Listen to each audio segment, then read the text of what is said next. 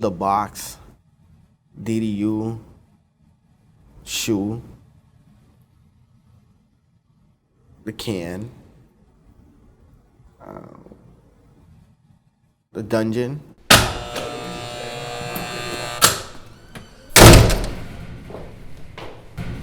I had no idea what 90 days isolation was. Come to find out, they take everything from your room. They took everything from my room. All they left was a Bible. They said, this is the only thing that you're allowed to have during this time period of isolation. It seemed like a dungeon. You really couldn't see anything except for the wall in front of your cell. All you have in there is a bed, a sink, and a toilet. And it was 100+ degrees in that cell. There's no type of natural air or sunlight that you get. Dehydrated. You're locked in there 23 hours a day. You come out, you take a shower every other day. They would only uncuff one hand. So you had to shower, shave, and everything using one hand. Then you go out to the yard that they call a yard every other day. And the yard is basically a kennel. You ever seen what a dog kennel looks like? That's exactly what it is. The first thing that they did was they stopped my medication. No, they mess with you in there. From all outside connections, you're disconnected. In the hole, you have no connections at all to nobody. One of the things that we had learned a long time ago was the need for sensory stimulation, especially something like touch. People need to be held. People need to be loved and touched and hugged. I did rounds at the Departmental Disciplinary Unit, also known as the DDU. This is DDU, but there's nowhere else you can go. Hell is next. You're not getting this full use of your brain. You're really just using this part of the pathways that you're using for survival.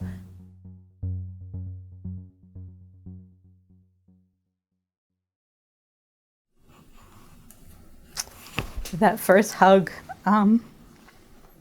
meant the world. I could feel it.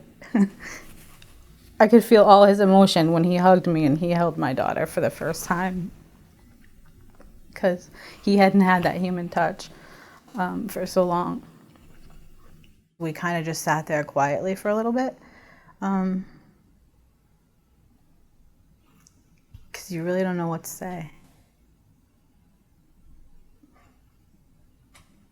You just see somebody you love. Knowing that there's nothing that they can do. Every minute you're in yourself.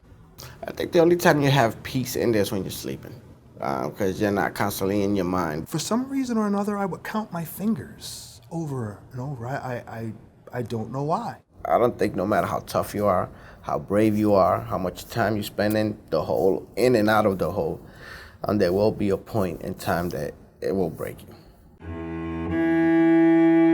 I swallowed razors, forks, spoons.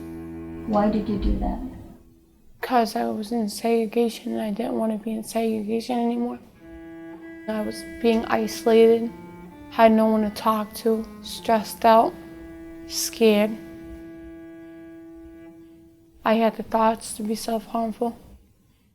When somebody who's been deprived of touch for a long period of time and they are starting to feel very depersonalized, they're starting to feel very numb, they will engage in certain behaviors to start to feel like they're real, that they can feel. Being in there with yourself for so long, once you want to do something, you want to do something physical, you want to feel something.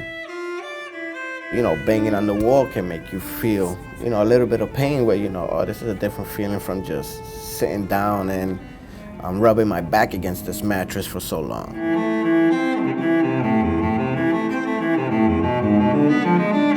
Some of the things that they would do is provoke situations where a mood team would come in.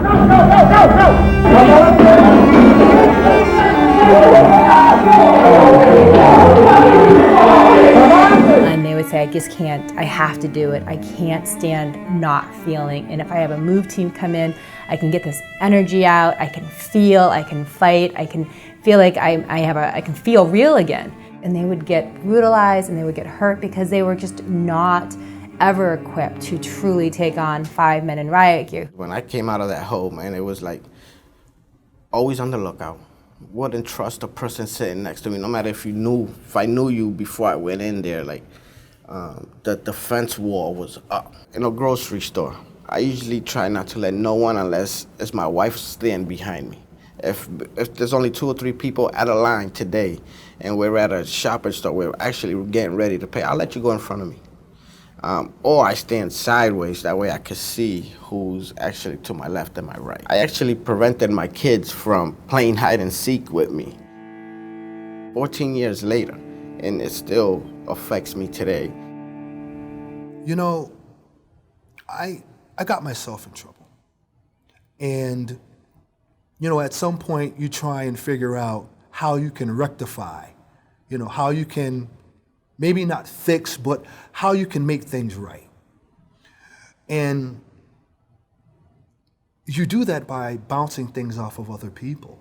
You know, you do that by communicating with other individuals who may be able to help you, you know, to right the ship. I was being treated like someone who was less than human.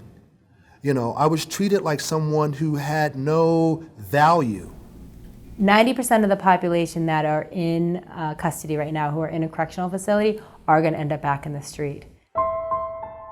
So what are we doing in the correctional facilities to actually help them reintegrate back into society?